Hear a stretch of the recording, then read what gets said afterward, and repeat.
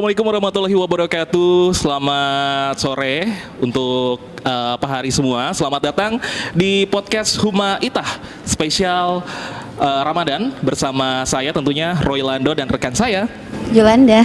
Iya, Ramadan. Ini adalah bulan penuh berkah ya, di mana umat muslim ini menjalankan ibadah puasa dengan penuh keikhlasan. Namun di balik manfaat spiritual yang luar biasa, penting juga nih bagi kita untuk tetap menjaga kesehatan, terutama kesehatan ginjal ya. Karena ginjal ini adalah organ vital yang berperan dalam menyaring racun dan menjaga keseimbangan cairan dalam tubuh.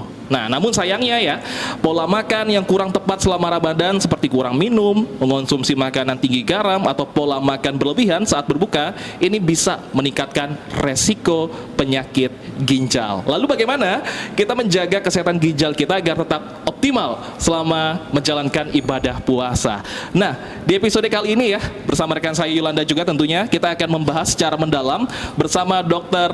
Probo Uriantoro, SPPD Finasim.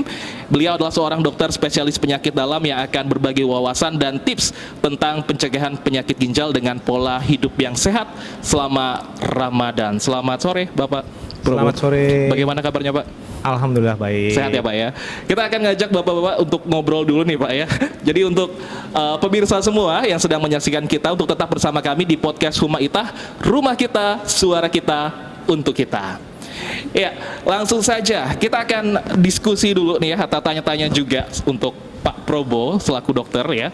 Pak, kita kan sudah memasuki bulan Ramadan. Bagaimana nih Pak, perubahan pola makan dan minum dapat mempengaruhi kesehatan ginjal kita? Karena kan kita udah terbiasa nih makan jam segini itu langsung makan aja. Iya, betul. Dan sekarang bulan puasa pasti ada jam-jamnya untuk mengonsumsi makanan. Itu bagaimana nih Pak, cara kita menjaga pola makan dan minum supaya mempengaruhi kesehatan ginjal kita juga? Ya, baik. Sebenarnya selama bulan Ramadan itu banyak manfaatnya bagi tubuh kita ya ketika kita menjalankan ibadah puasa ya. Nah, ginjal sendiri selama bulan puasa itu mendapat banyak benefit. Dalam arti ginjal itu kan ketika kita aktivitas sehari-hari tidak sedang dalam bulan suci Ramadan, itu makanan kita cenderung tidak dibatasi. Iya betul. Nah, ketika bulan Ramadan menjalankan ibadah puasa itu sangat bermanfaat bagi ginjal karena dalam waktu sebulan itu ginjal diberikan waktu untuk ya kalau dibilang istirahat sejenak. Oh iya. Ya, jadi beban ginjal itu sebenarnya cukup berat ketika kita tidak terlalu menjaga makanan secara sehat ya. Nah, fungsi ginjal itu sendiri tadi sudah disebutkan, menjaga keseimbangan dan juga salah satunya adalah dia melakukan filtrasi. Jadi kalau kita ibaratkan ginjal ini fungsinya sebagai cleaning service. Oke. Bersih-bersih ya. Jadi semua minuman, makanan yang selama ini kita konsumsi ya PR ginjal untuk membuang zat-zat yang tidak berguna atau kalau kita sebut adalah racun ya, racun, sampah-sampah yang secara tidak diperlukan oleh tubuh, itu fungsi ginjal untuk memfilter atau membuangnya. Nah, selain itu selain fungsi untuk filtrasi, fungsi yang kedua adalah menjaga keseimbangan air. Oke. Ya. Nah, keseimbangan air ini dijaga oleh ginjal. Jadi ketika kita dalam posisi kurang minum saat bulan Ramadan ya, itu ginjal akan mempertahankan, menyeimbangkan supaya tubuh itu tidak terjadi kekurangan air, dehidrasi seperti itu. Jadi sebenarnya ketika bulan Ramadan itu sangat bermanfaat karena ginjal diberikan waktu untuk Istirahat lah ya. sejenak ya. Karena selama ini bebannya begitu besar ya. Kita makan minuman mungkin ya yang ada warnanya, makanan yang terlalu berlemak ya, kemudian goreng-goreng, zat kimia yang kita tidak sadari itu adalah beban tersendiri buat ginjal kita. Oke, baik. Jadi justru di bulan puasa ini sangat bagus ya, karena dengan berpuasa ginjal kita itu ibaratnya beristirahat begitu ya, Pak Dokter ya. Oke, dan bagaimana nih Pak kalau semisalkan kalau orang ini kan ada yang intermittent fasting nih Pak. Apakah itu bagus juga Pak untuk ginjal kita? Ya, sebenarnya ketika ginjal ini bisa terjadi gangguan ketika kita mengalami apa ya? Salah satunya terjadi secara akut ya. Itu salah satunya adalah ketika terjadi dehidrasi atau kekurangan cairan. Ya. Jadi ketika kekurangan cairan itu sangat berdampak sekali untuk ginjal. Jadi walaupun ginjal punya fungsi untuk memaintain atau menyeimbangkan cairan di dalam tubuh kita, tapi ketika kita kurang cairan itu bisa terjadi gangguan pada ginjal. Nah, ketika menjalani intermittent fasting, salah satunya pada orang-orang yang mengalami obes ya, pingin tubuh lebih sehat, kemudian lebih penurunan berat badan, itu biasanya ditempuh dengan salah satunya intermittent fasting. Nah, biasanya intermittent fasting hanya jenis makanan saja, tapi air putih itu tidak dilakukan untuk dipantang ibaratnya, masih boleh. Berarti air putih ini masih wajib untuk dikonsumsi ya Pak ya? Betul. Oke, jadi ini mungkin teredukasi juga sama Roy ya, karena Roy juga melakukan intermittent fasting. Jadi ginjal kita bisa beristirahat, tapi jangan lupa untuk selalu mengkonsumsi air putih, karena ini air putih sangat penting sekali untuk ginjal kita ya Pak ya. Jangan sampai kita dehidrasi ya Pak Hari semua, dan tentunya sering-sering minum air putih. Kalau minum air putih nih Pak, idealnya berapa nih Pak dalam sehari? Karena kan ini juga mungkin buat Roy juga, buat Yulanda juga ya mungkin kurang minum air putih. Berapa hari dianjurkan? Baik, Mas Roy dan Mbak Yulanda, sebenarnya kebutuhan tubuh kita itu tergantung masing-masing ya. Jadi kalau minimal kebutuhan air putih yang harus kita konsumsi adalah 30 ml atau 30 cc kali berat badan.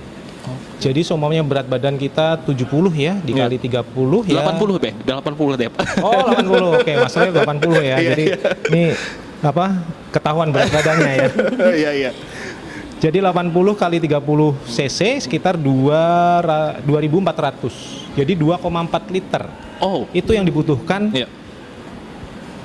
Yang batas minimal. Jadi kalau Mas Roy ibaratnya hari ini melakukan aktivitas fisik yang mengeluarkan keringat yang cukup banyak, contohnya olahraga, ya harus lebih dari itu, harus ditambah untuk mengganti keringat yang sudah dikeluarkan. Iya. Jadi semakin beratnya ini ya, jadi mengonsumsi airnya juga harus lebih ekstra juga ya Pak ya. Betul. 80 kilo minimal 2,4 liter. Wah, ini harus ditingkatkan lagi. Betul. Nah, sebaiknya memang menggunakan ibaratnya botol yang ada ukurannya. Kadang kita terlena karena sudah cukup tapi nggak dihitung. Iya. Nah itu kadang ya kita nggak sadar bahwa itu sebenarnya belum mencukupi karena kita berpikir kelihatannya sudah cukup banyak tapi kita nggak punya skala untuk takarannya begitu Pak ya? Takarannya untuk memastikan bahwa kebutuhan kita terpenuhi. Oke. Yulan ada yang mau tanya? Kalau Yulanda sendiri penasaran banget nih Kak. Nah tadi kan kalau untuk kesehatan bagus banget ya saat berpuasa bagi orang yang sehat. Nah kalau untuk mungkin orang yang ada penyakit ginjalnya tersendiri, apa ada risiko utama kalau sedang berpuasa begitu? Iya baik, pertanyaan yang bagus ya. Jadi Mbak Yulanda, sebenarnya orang-orang yang mengalami gangguan ginjal tuh bisa kita bagi untuk beberapa stage ya, atau beberapa grading ya. Jadi ada stage 1 sampai 5 kalau kami di dalam dunia medis itu menstaging gangguan ginjal yang kronis ya.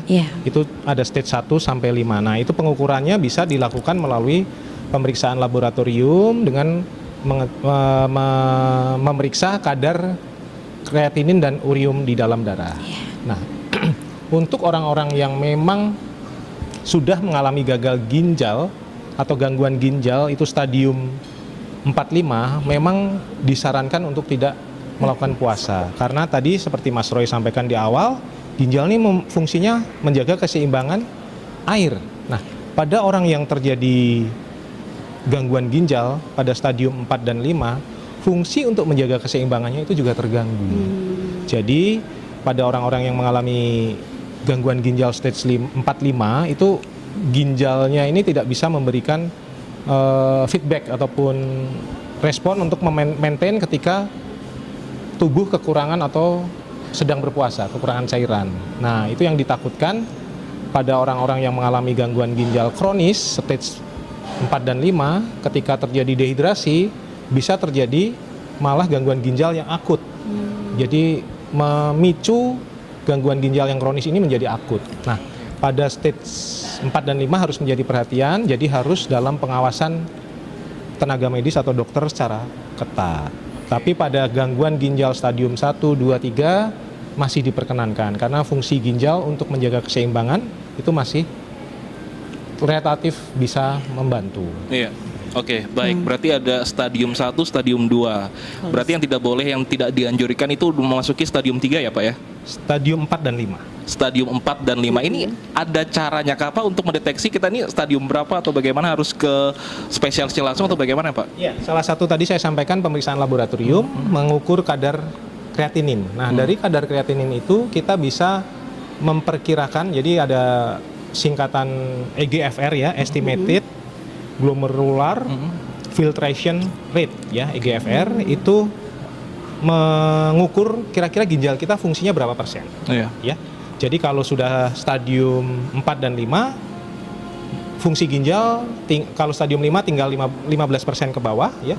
Stadium 4 30% ke bawah. Nah, kalau stadium 1 2 3 itu masih di atas 30%. Jadi masih bisa membantu fungsinya untuk mengatur keseimbangan air ketika sedang menjalankan ibadah puasa. Oke, baik ya. Jadi kalau sudah memasuki stadium 4 itu tidak disarankan untuk menjalankan ibadah puasa Pak ya. Tapi kalau masih stadium 1 sampai 3 itu masih diperbolehkan. Nah, Pak Dokter, ini gimana nih cara aman bagi penderita stadium 1 atau stadium 1 sampai stadium 3 tadi ya, yang mengalami gangguan ginjal agar tetap bisa berpuasa tanpa membahayakan kesehatannya? Apakah ada pantangannya tersendiri atau bagaimana nih Pak Dokter? Ya, baik. Mungkin tipsnya nggak cuman buat yang gangguan ginjal stadium 1 sampai 3 ya. Yang sehat juga perlu ya. Jadi pada prinsipnya ginjal terjadi gangguan ataupun kerusakan bila kita tidak menjaga dengan baik. Salah satunya jenis makanan ya, jenis makanan yang membebani fungsi ginjal. Tadi kan saya sampaikan bahwa salah satu fungsi ginjal ini kan filtrasi. Jadi kalau ibaratnya dia adalah cleaning service-nya, tukang bersih-bersihnya racun-racun di tubuh. Jadi selama menjalankan ibadah puasa bagi orang yang gangguan ginjal maupun yang sehat, kebutuhan cairan itu harus juga tetap terpenuhi ketika saat sudah buka ya, sudah iftar, masuk buka puasa, sampai sahur, minimal kebutuhan cairan itu harus terpenuhi Pak ya? Nah, itu perlu strategi supaya terpenuhi. Gimana caranya? Itu juga penting. Nah, yang paling mudah sih kita mengukur sebenarnya rata-rata orang Indonesia kan berat mungkin 70 ya. Mungkin Mas Roy 80. Saya juga sih. Itu jangan lebih ditekankan Pak, malu Pak ya. Di luar rata-rata ya. Rata-rata 70 kilo, kebutuhan sehari ya 2 liter lah. 2 liter itu biasanya makanya kita mungkin sering mendengar slogan atau iklan kesehatan, minum minimal 8 gelas sehari. Nah, estimasi 1 gelas adalah 250 cc. Ketika dikali 8 itu memenuhi kebutuhan 2 liter selama sehari. Nah, beberapa tips yang bisa digunakan adalah ketika sudah buka puasa itu minum 2 gelas. Ketika setelah mau makan besar itu sampai tidur 4 gelas. Ketika sahur 2 gelas. Jadi terpenuhi 8 gelas. 2, 4, 2 Dok. Iya. Oke, itu Yolanda harus diingat nih. Karena kan orang-orang kalau udah sahur makannya banyak, minumnya sedikit. Benar. Justru kalau yang waktu sudah berbuka minumnya yang manis-manis. Nah, ini dokter, ini juga menarik nih dokter. Karena kebanyakan orang-orang berbuka puasa itu ada slogan berbukalah dengan yang manis-manis. Nah, bener banget. apakah makanan-makanan manis ini akan berdampak juga kah untuk ginjal kita atau bagaimana nih dokter? Slogannya kan berbukalah dengan yang manis ya. Tapi kalau bareng Mas Roy kira-kira cocok nggak? Sama Yolanda mungkin ya. Mungkin ya. Baik. Jadi sebenarnya tadi saya sampaikan di awal, ketika puasa itu memberi manfaat yang sangat baik untuk ginjal karena diberikan waktu untuk istirahat sejenak ya. Nah, itu juga harus bijak ketika sudah buka puasa. Kalau saran saya buka puasa memilih untuk minum air putih saja. Oke. Jadi jangan membuat kaget organ kita. Ibaratnya ginjal sudah diberi kesempatan waktu istirahat ya. Tiba-tiba kita bebani dengan makanan yang membuat dia kaget, yang manis, yang bersantan. Nah, saran saya berbukalah dengan air putih 2 gelas tadi. Mungkin yang ideal ya, mohon maaf, dengan 3 butir kurma itu sudah cukup untuk mecah puasa. Nah, kadang kalap ya. betul, betul. Apalagi Betul gorengan sekali. tuh dok. Iya, Kayaknya betul. gorengan emang ini banget ya. Ada gorengan di meja, disediakan. Jadi akhirnya buka puasanya dengan yang membebani ginjal. Padahal kita sudah memberi kesempatan ginjal untuk istirahat. Sedang istirahat enak-enak tiba-tiba dikasih beban cleaning service yang Oke. meningkat sekali ya. Jadi harus Iya. bijak ya. Yolanda mau nanya juga nih dok, penasaran banget karena Yolanda kan kalau puasa nih biasanya minum air kayak kata dokter, tapi sedikit lebih menggiurkan nih yang manis-manis. Jadi gimana nih kalau misalnya Yolanda minum air putih ya dulu, baru misalnya es buah begitu, habis itu kolak ya begitu. Air putih dulu baru lanjut baru yang manis-manis. Gimana Itu tuh dok? Apakah diperbolehkan dok? Ya. Diperbolehkan prinsipnya, tapi tidak boleh berlebih. Oh, oke, Iya, jangan baik. kalap. Jadi kalau sudah rasa cukup mau kenyang, Iya. berhenti ya. Jangan sampai masih ada nih diambil semua. Kalap Ya. mata jadinya ya dok. Iya, betul. Iya, oke. Jadi salah satunya tadi strateginya 2 gelas saat berbuka, itu kalau bisa dijalankan. Jadi ketika sudah melakukan rehidrasi atau hidrasi air sudah kita masukkan, itu membantu fungsi ginjal lebih baik lagi. Oke, baik. Berarti ini memang benar ya, dokter ya. Sesuatu yang berlebihan itu tidak baik ya, dok ya. Apalagi kalau kita sudah menjalankan ibadah puasa terus berbuka, janganlah untuk langsung kalap untuk melibas semua makanan yang ada, karena itu tidak disarankan. Dan seperti yang dokter bilang tadi juga, kita harus berbuka harus dengan 2 gelas air ya. Dan juga beberapa kurma itu juga sebenarnya sudah cukup ya untuk kesehatan ginjal kita juga. Dan jangan sampai ginjal kita itu terbebani dan juga kaget ya setelah kita puasa terus kita makan yang berat-berat, terus ginjal kita kaget, dan ini mungkin bisa merusak ginjal juga ya dokter ya. Oke. Nah, tentunya nih dokter, selama Ramadan ini kan cairan kan harus tercukupi ya. Apa mungkin yang menjadi tanda-tanda tubuh mengalami dehidrasi yang dapat berdampak pada ginjal? Ya, baik. Jadi ketika orang-orang yang sedang berpuasa memang disarankan untuk hidrasi ataupun minum air putih yang cukup selama buka sampai sahur ya, supaya tubuh sudah bisa beradaptasi ketika menjalankan ibadah puasa. Memang itu pintarnya ginjal, ketika kita berpuasa malah kita juga dibantu oleh ginjal tersebut karena menjaga supaya kita nggak mudah dehidrasi tadi. Nah, ketika kita menjalankan ibadah puasa dari pagi sampai buka kembali dan kita bisa beraktivitas normal, itu berarti bantuan dari ginjal menjaga supaya air tidak banyak keluar. Makanya mungkin bisa diamati ketika kita menjalankan ibadah puasa, beberapa ya tidak terlalu sering ke toilet ya. Ya, itu memang fungsi ginjal untuk menjaga supaya sel tubuh kita tidak kekurangan cairan. Nah, itu dibantu oleh maintain oleh ginjal itu sendiri. Nah, tanda-tanda salah satu ketika sudah mulai terjadi dehidrasi, dalam arti ketika kita menjalankan ibadah puasa mungkin aktivitasnya terlalu padat, biasanya yang mudah kita dapat adalah rasa haus. Rasa haus yang semakin meningkat, kemudian lama-lama terjadi rasa lelah sekali. Seperti kelelahan, pingin istirahat, mengantuk, seperti itu. Jadi ginjal ketika fungsinya masih baik akan sangat membantu supaya tidak terjadi dehidrasi tersebut ya. Tanda utama yang harus menjadi waspada, apalagi orang-orang yang punya gangguan ginjal, ketika sudah mulai rasa haus yang berat sekali, badan lemas sekali, jangan dipaksakan diri kalau memang sudah terjadi gangguan ginjal. Iya. Ya. Oke, baik nih dokter.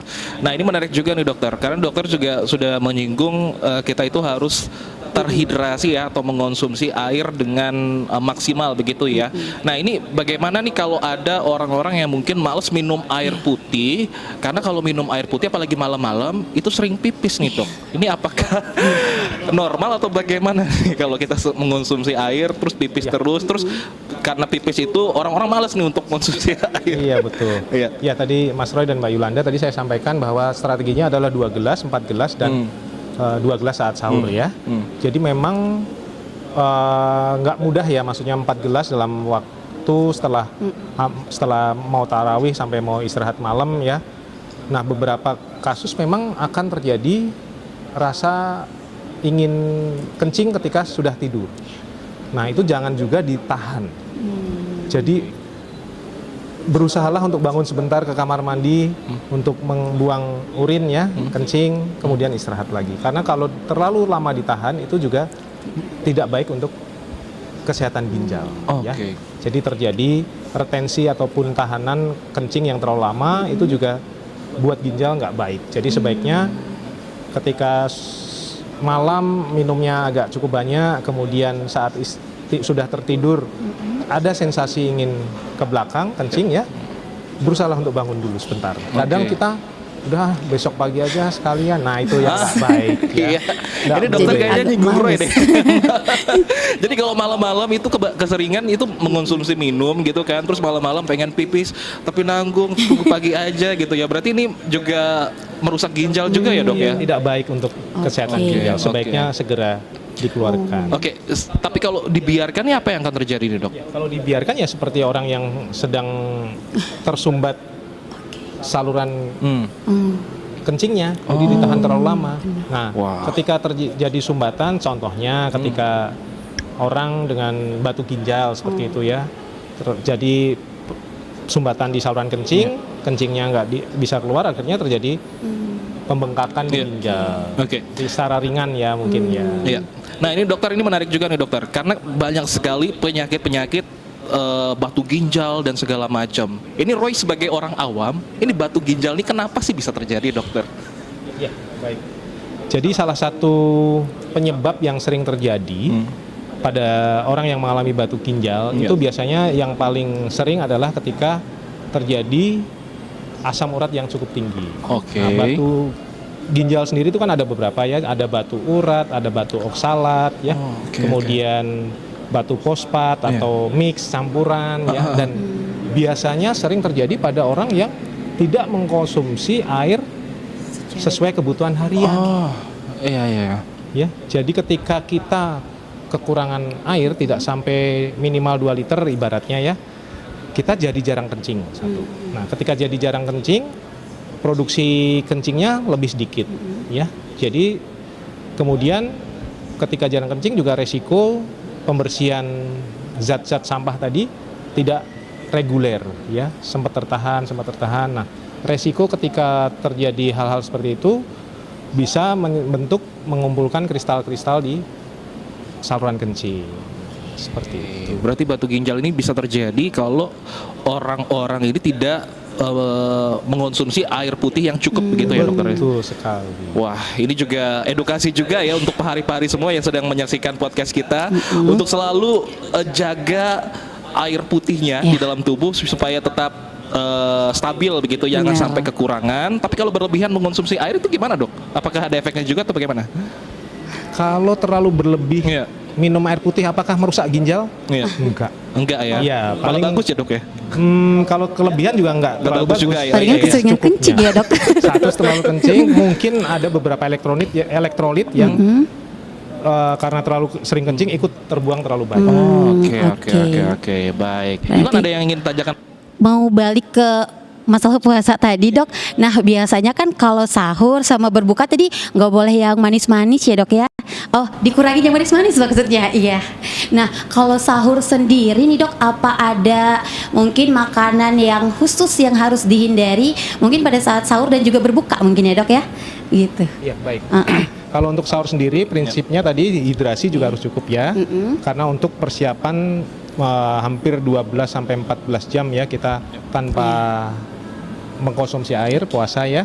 Jadi prinsipnya air putih 2 gelas itu harus bisa dipenuhi ya. Kemudian untuk jenis makanan, mungkin jenis makanan yang terlalu berminyak ya, yang akan membuat mudah cepat lapar, itu sebaiknya dihindari. Seperti goreng-gorengan ketika sahur atau santan, itu sebaiknya memang lebih baik dihindari karena akan membuat pengosongan lambung lebih cepat. Seperti itu. Jadi lebih baik yang makanan-makanan yang tidak terlalu banyak mengandung minyak dan tidak mengandung santan untuk saat sahur. Oke, baik. Jadi itu adalah makanan-makanan yang mungkin harus dihindari ya, dokter ya, saat menjalankan ibadah puasa, mengurangi makanan-makanan yang bersantan begitu ya. Bersantan Baik. Nah, selanjutnya kalau semisalkan ada orang yang mungkin sahurnya makanan yang bersantan-santan, bukanya yang manis-manis dan segala macam Benar. gitu. Pasti ini akan berefek juga ya ke ginjal kita ya. Kalau penyakit ginjal ini sendiri, Dok, Roy pengen nanya, apakah ada batas usia kah ginjalnya rusak atau bagaimana, atau bisa sekian nih rentan karena penyakit ginjal atau bagaimana? Apakah ada rentan usia atau bagaimana? Iya, baik Mas Roy. Mungkin Mas Roy sempat mendengar ya dulu sempat ada anak-anak juga yang mengalami gangguan ginjal akut Oke. ya ketika mengkonsumsi beberapa jenis obat dan lain sebagainya. Jadi penyakit ginjal ini tidak terbatas pada usia tertentu. Oke. Semua usia bisa mengalami penyakit ginjal ya. Jadi dari anak-anak sampai orang tua, dewasa, kemudian yang lanjut usia itu bisa mengalami gangguan ginjal semua. Oke, berarti ini tidak ada batasan usia ya. Mau anak-anak pun ini sudah bisa terkena penyakit ginjal ya, Dok. Betul. Oke, nah ini juga menarik deh, Dok. Karena ini Roy keseringan orang-orang bilang kalau sering minum obat itu akan merusak ginjal. Apakah itu mitos atau fakta nih? Langsung dari dokter sendiri. Iya, baik. Sering minum obat merusak ginjal atau enggak ya? Iya, Mitos atau iya. fakta? Kalau saya bilang mitos sih, Oke. karena nggak semua obat merusak ginjal. Oke. Obat-obat tertentu yang dikonsumsi masyarakat secara mandiri, yang itu kadang malah membebani ginjal ya. Jadi ibaratnya masyarakat yang membeli obat secara mandiri tanpa pengawasan dokter. Ya, Iya. contohnya sakit flu, membeli antibiotik. Iya, Mungkin iya. sering mendengar membeli amoxicillin atau tetracycline atau yang lain ya. Padahal flu kan penyebabnya virus.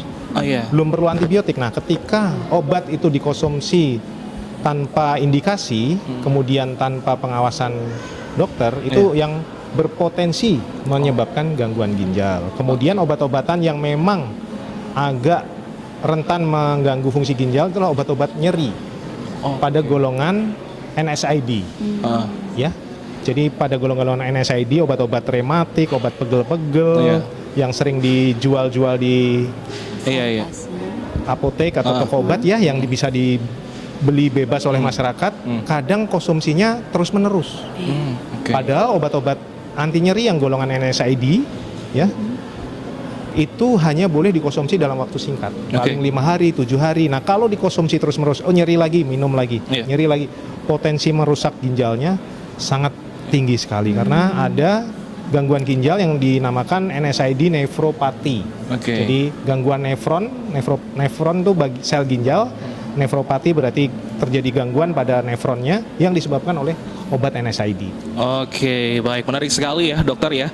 Kita sudah ngebahas terkait penyakit ginjal, hal-hal apa saja yang mungkin tidak boleh kita konsumsi selama berpuasa dan lain sebagainya ya. Seru banget ya tadi pembahasannya. Iya. Dan masih lanjut lagi masalah berpuasa nih, Dok. Kayaknya Yolanda penasaran banget deh, masih mau ngulik-ngulik masalah Oke, boleh, berpuasa. Dan tadi kan udah ngebahas tentang dikurangin yang manis-manis dan juga yang berminyak serta bersantan. Nah, kayaknya kalau Yulan sendiri nih, Dok, suka banget ya makanan yang asin-asin begitu, yang banyak ininya lah, perasanya lah begitu, Dok. Nah, MSG-nya jadi itu juga ya, iya Yul? begitu.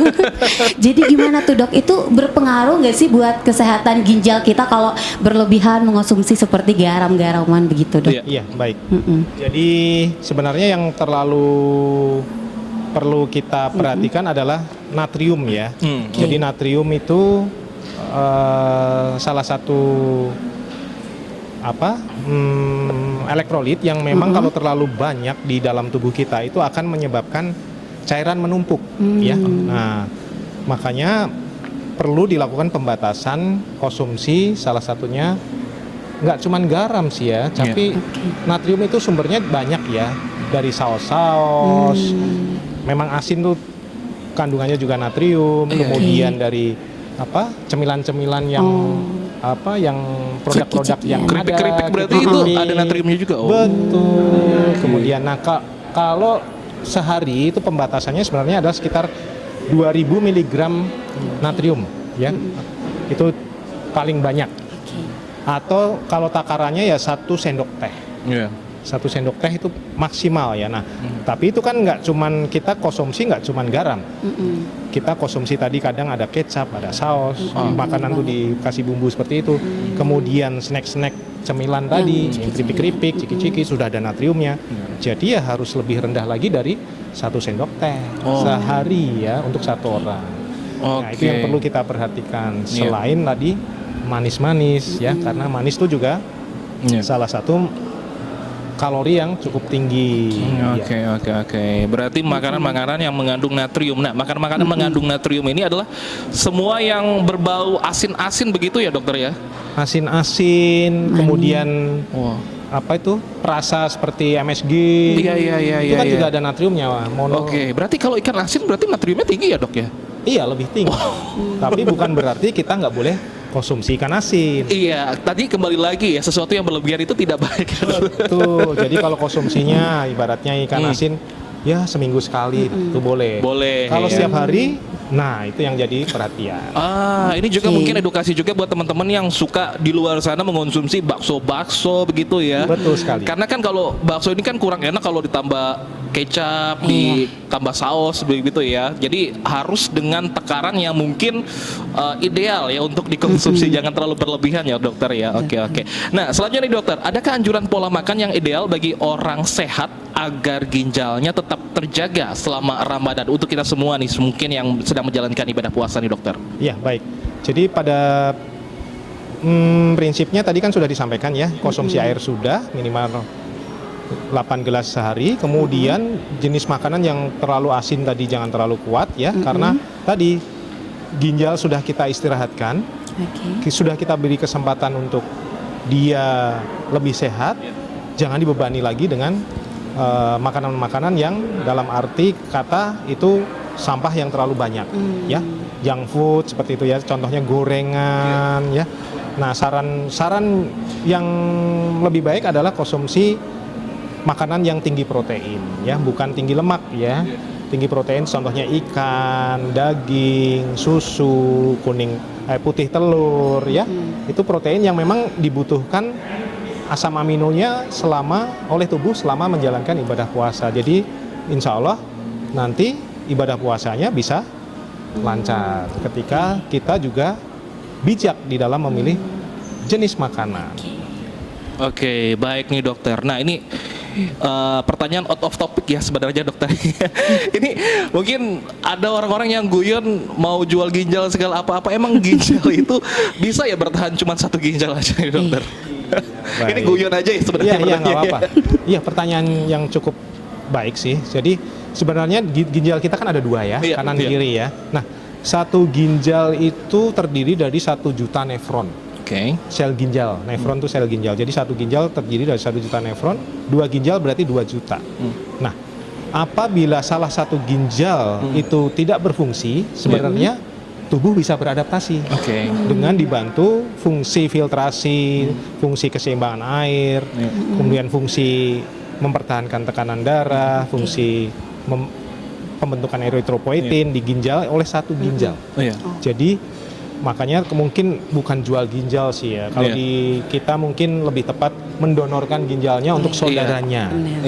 Ya, mendonorkan ginjalnya untuk saudaranya itu masih bisa. Jadi orang yang sehat tadi masih bisa bertahan sampai usia lanjut pun dengan 1 ginjal. Tidak masalah di cover oleh 1 juta nefron yang masih ada di ginjal yang masih dipertahankan. Jadi tidak masalah. Tapi ini hanya bercanda ya, tidak untuk dipraktekkan ya. Karena kebanyakan orang aku mau jual ginjal aja deh ini. Nah, supaya dapat terkait ini. dengan kenapa ginjal didonorkan.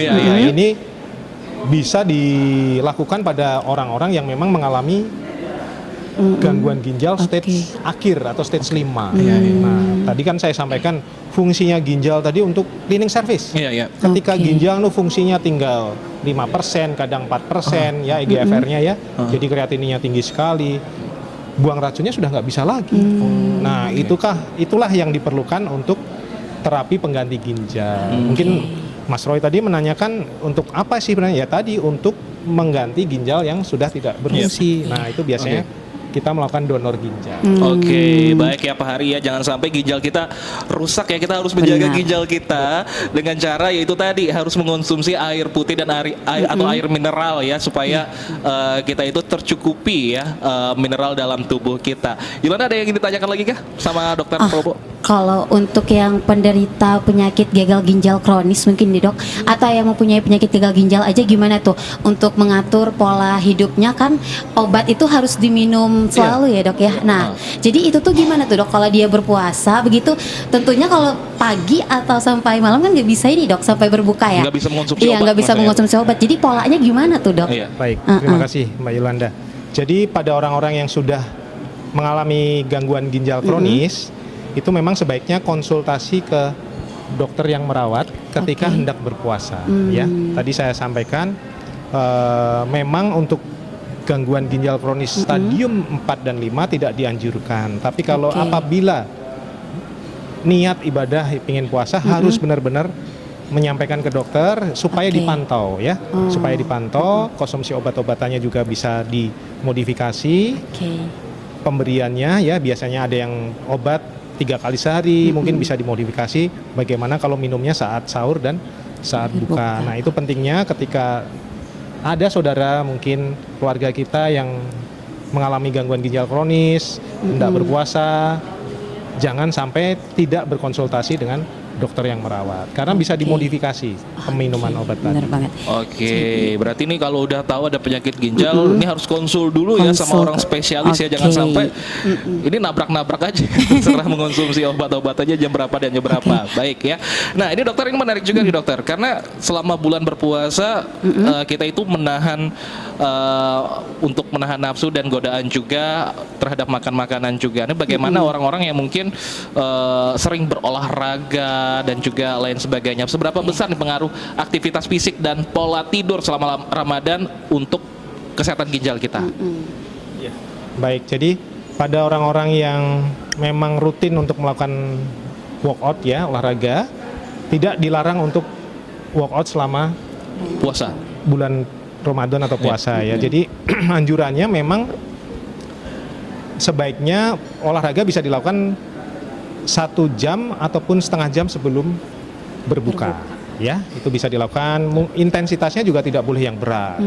Intensitas olahraganya yang ringan sedang. Ya, tidak boleh olahraga yang intensitas berat. Ya, itu boleh diperkenankan. Memang tidak ada waktu yang ideal, tapi sebaiknya memang supaya menjaga tubuh kita energi dan hidrasinya terpenuhi, itu tidak terlalu lama menjelang buka puasa ya, ataupun setelah berbuka ataupun setelah sholat tarawih itu juga masih diperkenankan ya. Tapi ya tadi seperti Mas Roy bilang, waktu istirahatnya. Nah, kadang ada yang hobi ya, punya hobi bulu tangkis ataupun hobi apa, ada yang begadang juga dari setelah selesai tarawih sampai jam 12 malam. Nah, itu yang perlu menjadi perhatian. Hobi boleh, tapi harus kita waspadai bahwa tubuh kita sedang dalam kondisi yang tidak sewajarnya bisa mengkonsumsi cairan secara maksimal ketika sudah berpuasa. Nah, kalau waktu istirahat itu juga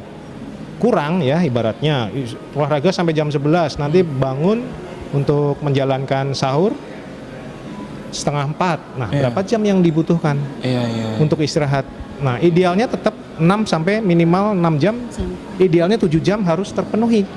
Walaupun selama bulan Ramadan ya. 7 jam sehari istirahat harus terpenuhi ya. Jadi bagi yang hobi olahraga, tadi Mas Roy kan menyinggung tadi, harus waspada ya, jangan dipaksakan. Iya, harus waspada dan mungkin kita harus bisa mensiasati begitu ya dokter ya. Harus bijak. Harus bijak juga, jangan sampai kita sementang-mentang menjalankan ibadah puasa dan Ramadan kita tidak melakukan aktivitas fisik. Aktivitas fisik bisa ya, tapi harus disiasati. Mungkin sebelum berbuka bisa berolahraga ya, 1 jam sebelum berbuka ya dokter ya. Nah, baru kita juga bisa berbuka dengan mengonsumsi air putih itu tadi ya. Nah, selanjutnya dokter, ada pesankah atau rekomendasi utama bagi masyarakat agar tetap menjaga kesehatan ginjal selama menjalankan ibadah puasa nih dokter? Baik. Jadi untuk Pak Hari sekalian, ketika sedang menjalankan ibadah puasa, tetap dijaga hidrasi untuk tubuh kita masing-masing ya. Minimal takaran yang memang diperlukan hidrasi tubuh adalah 8 gelas sehari ya, selama mulai dari berbuka sampai sahur. Strateginya tadi sudah kita sampaikan. Kemudian yang cukup penting juga adalah deteksi dini ya, itu yang penting ya, deteksi dini untuk mencegah atau menjaga kesehatan kita selanjutnya. Karena ginjal ini adalah salah satu organ yang sangat penting untuk tubuh kita, penjaga keseimbangan banyak hal. Jangan sampai terlena atau kecolongan ya, dengan tidak melakukan deteksi dini pada usia-usia yang masih produktif ya. Deteksi dininya nggak sulit ya, cukup mudah. Bisa kita cek rutin kencing ya. Jadi ketika kencing itu, dari pemeriksaan kencing urin rutin itu bisa menggambarkan bagaimana kondisi ginjal kita. Jadi tidak terlalu sulit, dan itu penting supaya jangan sampai kita mengalami gangguan ginjal yang kronis yang tidak ketahuan dari awal. Iya, baik. Ini terakhir nih dokter, sebelum kita tutup podcast kita pada kesempatan ini, mungkin Dokter Probo bisa memberikan closing statementnya terkait topik kita pada kesempatan ini, penjagaan penyakit ginjal dengan pola hidup sehat selama Ramadan nih. Untuk kata-kata penutup juga, Baik. silakan. Jadi menjalankan ibadah puasa selama bulan Ramadan memberikan manfaat yang sangat besar untuk kesehatan ginjal kita. Tapi harus bijak ketika sudah berbuka puasa. Jangan membebani ginjal kita dengan makanan-makanan yang terlalu berat ya. Konsumsi makanan-makanan yang memang sehat, karena makanan-makanan yang mengandung banyak lemak, mengandung banyak garam, gula, itu malah membuat ginjal kita semakin keras kerjanya. Jadi selama bulan Ramadan bijaklah untuk mengonsumsi jenis makanan, jangan terlena, jangan kalap, dan proteksi, lindungi ginjal untuk kesehatan tubuh yang lebih optimal. Oke. Dan gak kerasa ya dok, udah hampir sejam kita ngobrol masalah ini kesehatan ginjal Iya, kita dan juga pola makan selama berpuasa yang Betul. sehat ya dok. Nah kita udah sampai di penghujung acara nih Kolapa Hari, dan teman-teman di rumah sebaiknya selama berpuasa itu jaga kesehatan tubuh, mengatur pola makan yang sehat, kurangi yang berminyak dan juga yang manis-manis ya tadi ya dok ya. Iya. Dan juga makasih juga untuk ilmunya tadi ya dok yang sudah Baik, diberikan di sama-sama. hari ini. Dengan menerapkan kebiasaan sehat, hidup kita juga bisa lebih sehat ke depannya. Iya. Dan juga terima kasih untuk Dr. Probo yang telah membagi ilmu dan juga wawasan, dan tentunya terima kasih untuk Kolapa Hari yang sudah menemani kami dari awal sampai akhir ya Kak Roy ya. Iya, betul sekali. Jadi saya Yulanda dan juga Kak Roy pamit undur diri dari ruang dengar Kolapa Hari serta dokter juga ya. Terima kasih Pak Dokter. Mas Roy. Oke. Oke. Dan kita tutup ya acara podcast Huma Ita ini, dan saya Roy dan rekan saya Yulanda pamit undur diri. Wassalamualaikum warahmatullahi wabarakatuh. Sampai jumpa.